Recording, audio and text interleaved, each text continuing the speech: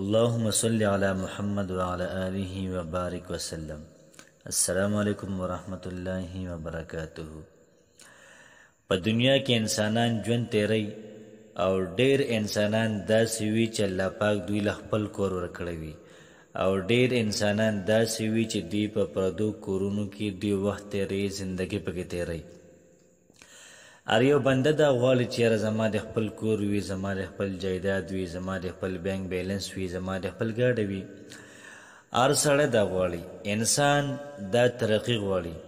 د یو سړي کور ورکوټه وي، دی کوشش کوي دا کور غټ کړمه، خو چې کور کله غټ کړي بیا دی کوشش کوي چې دا آبادي ښه مزیداره کړمه. کله آبادي مزیداره کړي بیا دی کوشش کوي چې داسې یوه ورکوټه غوندې ګاډی والمه.